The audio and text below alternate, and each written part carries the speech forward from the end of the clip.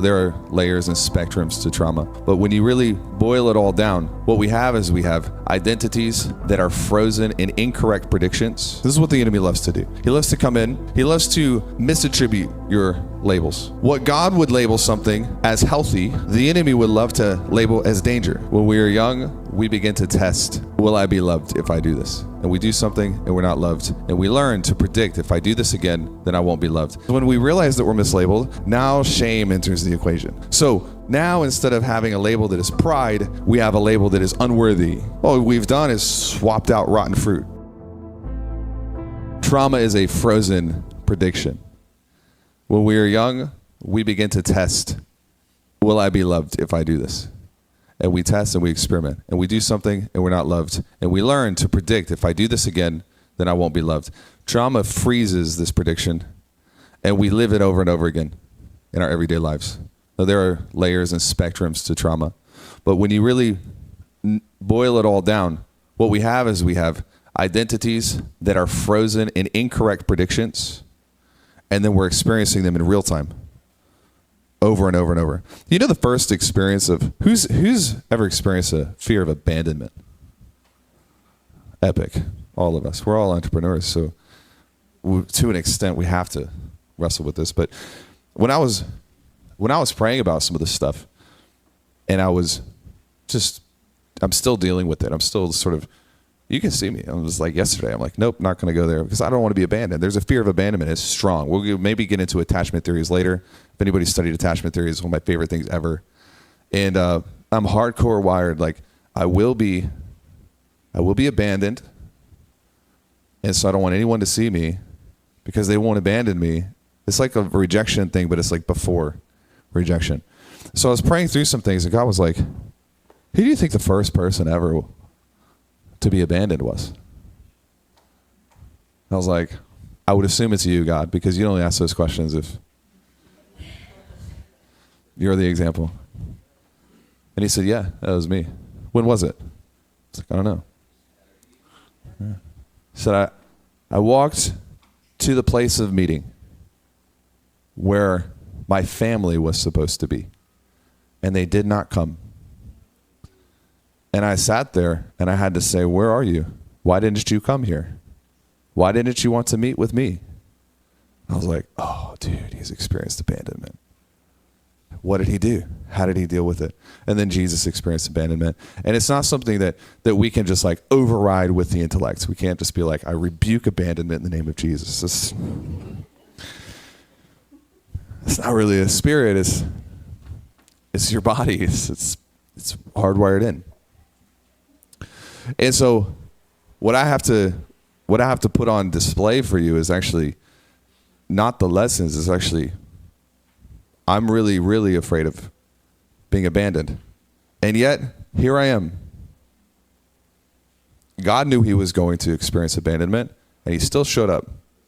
And Jesus knew that he was going to experience rejection, and he still showed up. And he said it was worth it. You're not going to get healed to the point where you just have no fear ever. Half the battle here is realizing that I could die, but I'm going to do it anyways, and it's going to be worth it. This is the real conundrum with the world today. If you don't want any level of suffering, go New Age. Why would I care? Try it. You don't have to suffer at all. You just get whatever you want. Manifest it. If you don't want suffering, go that direction.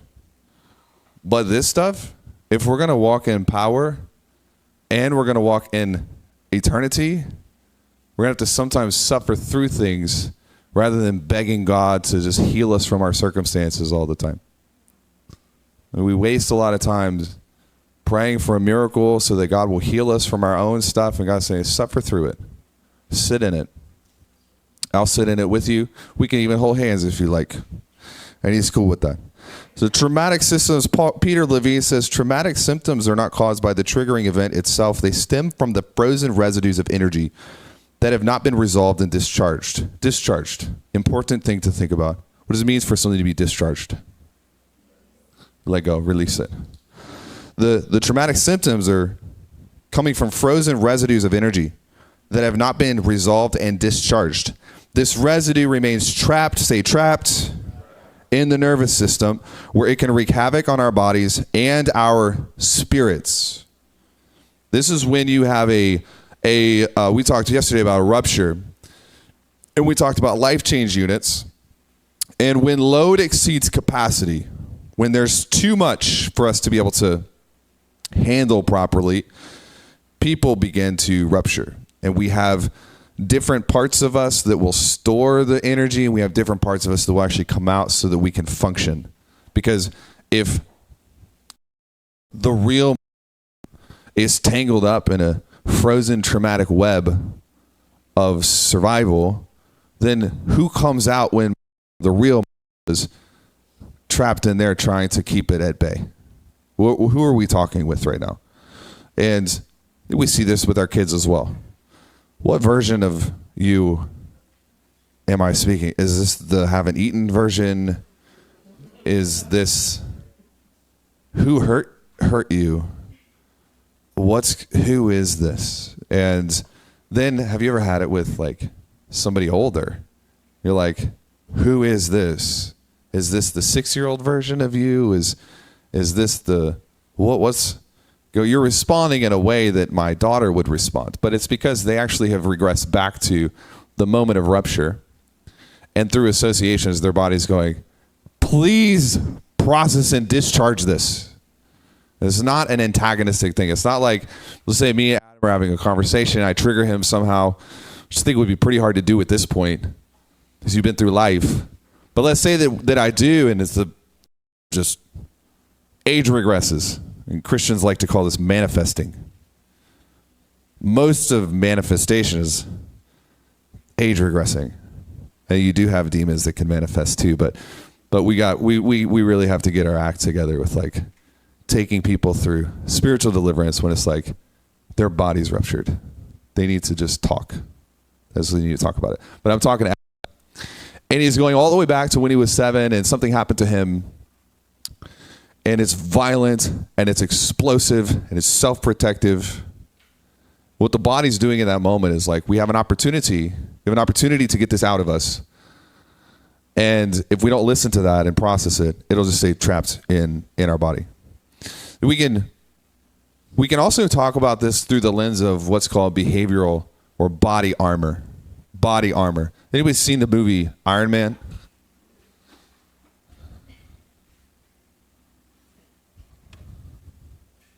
I've never had this big of a mirror behind me before, and it's just sometimes I see myself and I'm distracted. Sorry. Iron Man. What's the story of Iron Man? What's the thesis of Iron Man? You lied to me. You haven't seen the movie if you don't know what the movie is. Billionaire.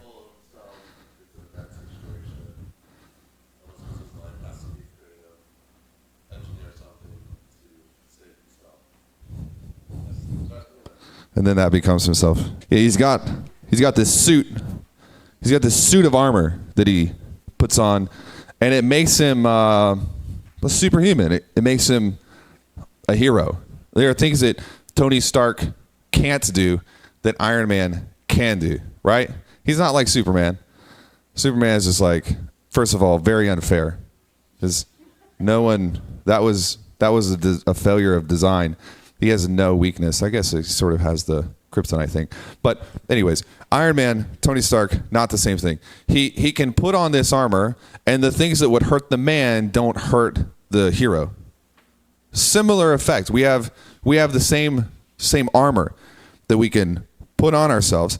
Dr. Alexander Lowen says, character structure refers to the psychological defense patterns that become physically encoded in the body as chronic muscular tension, posture, and breathing restrictions. These physical manifestations, termed body armor, develop in childhood as protective responses to emotional threats, but persist into adulthood as limitations on full self-expression and feeling. what's happening here? What's happening is when we are young, we learn that if we can activate a certain set of physiological responses, the chances of us being alive and not dying go up statistically. So most of this is actually evolutionary, and the variances in how extreme this is epigenetic. And so it's going to happen to an extent to everybody. But if somebody in your bloodline or your history has learned that there's a significant chance of dying from a lack of connection, then as a child, you'll be more extreme in how you tense up to these things or shut down to these things. And as an adult, we still have those limiters on. We never get rid of the body armor. Does this make sense? Turn to the person sitting next to you, discuss what you're hearing me say so far, chunk it down, 2 minutes, then we'll keep going. Let's talk about labels for a second. What is a label? Good. Who said that? You. Identifier. Keep going. Title. Huh? Yes. Superimposed identity. Yep. These are true. All of these are true. Let's go back. First principles, let's back it up to the very bottom of the grounds where we can't go any deeper. Label is something on the outside that tells you what's on the inside. When you go to the store and you are picking up whatever, a bottle of milk. They even call it a bottle of milk. Carton. If you can't tell, it's been a long time since I've been to the grocery store to buy anything. What do you don't examine the contents. You read about what's in the contents. It's a heuristic. It's sort of this thing that allows you to know what's inside of something without having to go into the inside. And when you look at my life from 2014 to 2022-ish, I was telling somebody last night, there's all of these stories that are interwoven into my life. I'm going to start pulling them out so you can see them, and I'm going to start processing my trauma with you, and then we'll all trauma bond together and become new people, new creations in Christ. Amen. Praise the Lord. Anyways, back to the labels, okay? I got everything I ever wanted, everything. When your bills are $20,000 a month, you're making $20 million a year. You can do anything you want. There was nothing I couldn't do. 200, 300 houses. I didn't go to the airport ever. They brought planes to me. I was like, my God. I could do anything. My label for myself was coming from a wound that I had. And the wound comes from performing and it not being good enough. And so I just started to smash all of that. I grew up in vocational ministry, and then I didn't like it. And we say it's about the money, but really what it was about pride. I was doing all of these things, and I felt like I was entitled to more. And so I left, because if you're going to climb the ladder, at least climb the ladder in a way where it's not like spiritually penalized for climbing the ladder. Where politics in church is a nasty thing. Politics in general is a nasty thing, but it's less nasty in business. Do you understand this? Because you're not pretending to be spiritual. You can just call it what it is. I want to become rich and I don't care. So I left that and I got into the business world. And I just started like ruthlessly crushing everything because I was trained for this. This is what I was trained to do. And so I started to kind of deploy this worldview on everyone around me. And the crazy thing is it worked. It kind of worked for a season. There's a lot of people who probably need counseling because they worked with me during this era. But it worked for me. I got what I wanted. And I remember the moment that it started to change. We had a baby girl. Her name is Kate Welch. Be careful what you name your children. They will become prophetic. The labels will tend to stick. And she's wild. She fulfills her name. And so Lindsay's, I hope she comes today. don't know if she's coming. But she's the best person in the world. I've never met anybody like her. And I don't think I ever will. And she started to tell me things that were very kind, but very intense. You're losing your daughter. You're losing me. I don't want the house. I don't want this. And I took that as rejection. This is when you're hurt, you filter everything through what your pain is.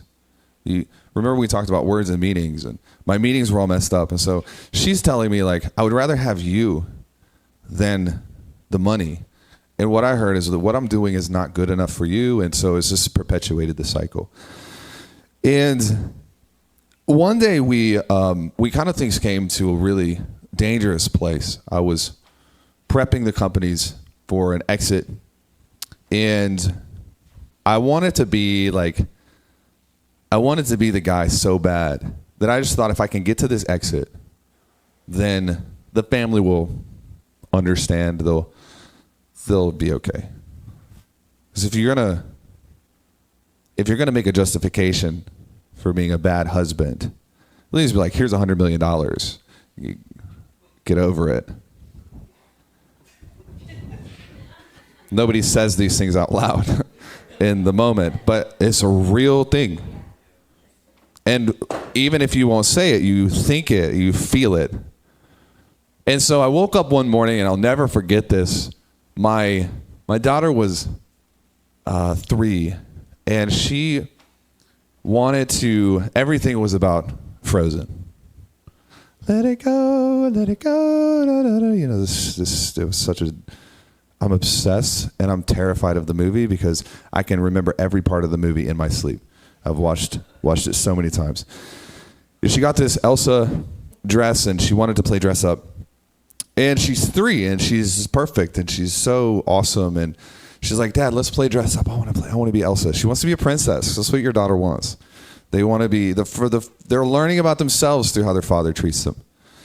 And I said, I don't have time to do this because I have to go to work. But I didn't tell her that. I said, I can't right now, but I will later. Because you should understand this. And she didn't. And so I walk out of the office. She's sitting in the corner crying. And I'm like, what's wrong? And she said, no, you don't want to play with me. And I was like, okay, I'll make you a promise. Let's play dress up tonight when I get back from work. And she's like, really? I was like, yeah, that's great. So I made plans with her to play dress up at night. Some of you heard this story, but every time I tell this story, there's a new rupture that happened. Like, it breaks you in a different way. And so I'll probably tell the story 100 more times, and it'll still just like rip it open. But my wife texted me. I had meetings going on. I was at work. I was at the office, and I had an alarm that went off that said, "Go play dress up with Kate." But it wasn't possible. Like I had to finish what I was doing at the office, and so I just didn't go home until 8:30. And when I got home, my wife had sent me a picture of your 3-year-old sitting in front of the door in a firefighter costume for 2 hours. She said, your daughter sat in front of the door for 2 hours. And we hadn't cut her hair at the time. She's got long hair going like down her back, and she's sitting in a firefighter costume.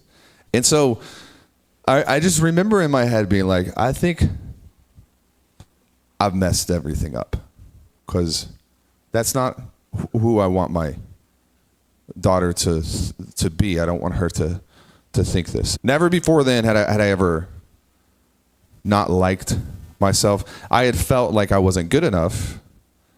I had felt like I needed to prove myself. But an interesting thing happens when you begin to be confronted with your own data, and you're like, I really don't like that's actually I don't like myself. I disagree with who I am. Does this make sense? And this started kicking off this deep dive for me, where I slowly started sort of just like trying to pay attention, and I started listening when my wife would speak, but nothing really changed. And not long after that, there's the famous Cracker Barrel story. Who's heard the Cracker Barrel story? Have you heard of this? Okay, we have this amazing restaurant in the South called Cracker Barrel, and there's no place like it, truthfully. It is it's where you go when you want to feel happy and like you're just with family, you know, it's Cracker Barrel. And you can just eat and eat and eat. And my daughter loved Cracker Barrel. So we wake up one morning and we decide to go to Cracker Barrel. Have you been to Cracker Barrel? Did you have fond memories? You should come with us. We'll reprint over that. So we go to Cracker Barrel and we're in the car and I'm doing some work stuff and we get to Cracker Barrel and we sit down. I'm like, Kate, what are you going to eat? What are you going to eat? She's not talking to me. So you're going to eat pancakes? Like, not talking to me. So I'm just like, maybe she's 3. She doesn't know she doesn't understand social etiquette, so whatever. So she gets her pancakes. I'm like, are those pancakes good? She's not talking to me at all. And then I look at Lindsay and she's like, Kate, do you like your pancakes? And she's like, yes. And Lindsay just looked at me and was like, and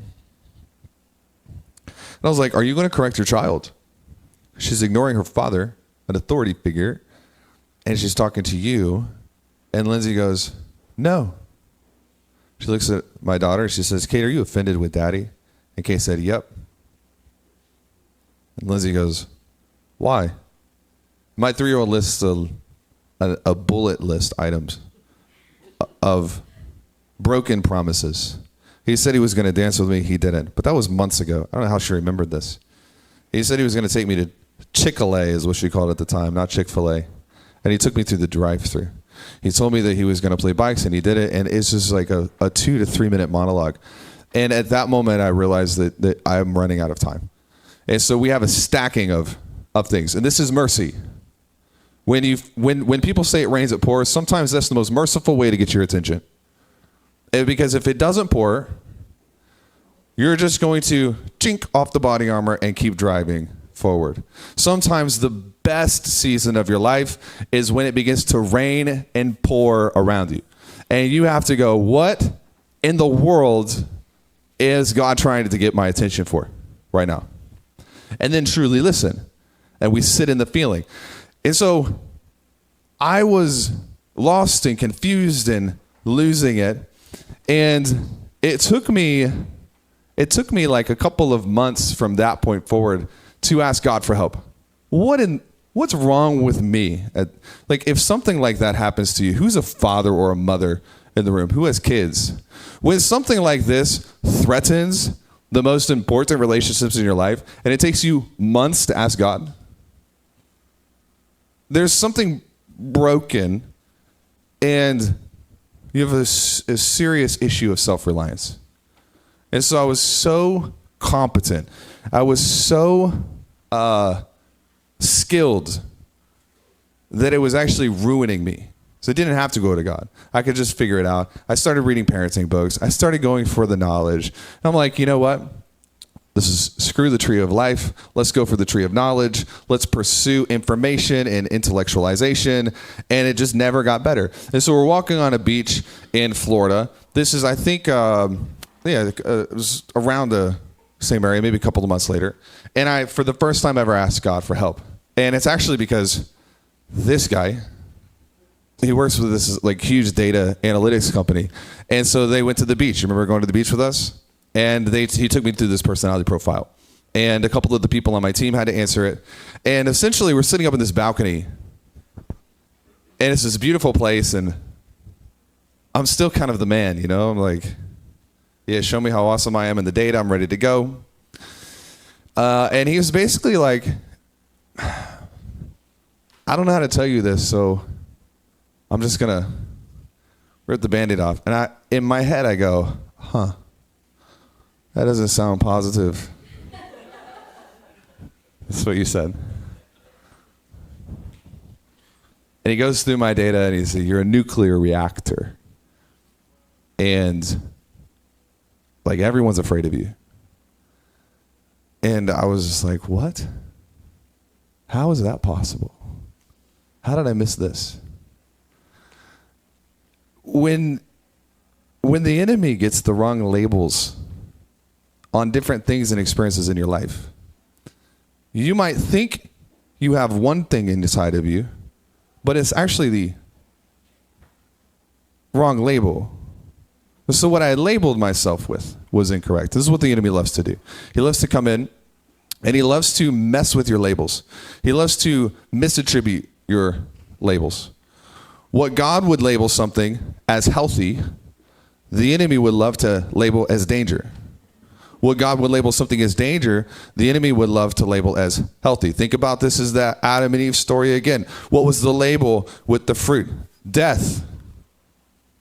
And what was the label the enemy put on it? Godlike. Did he change the fruit? No. He didn't change the contents of what was inside of it, but he changed the label. And in changing the label, we do what we shouldn't do, and we don't do what we should do. And does this mean that it is your fault? No. You've been tricked.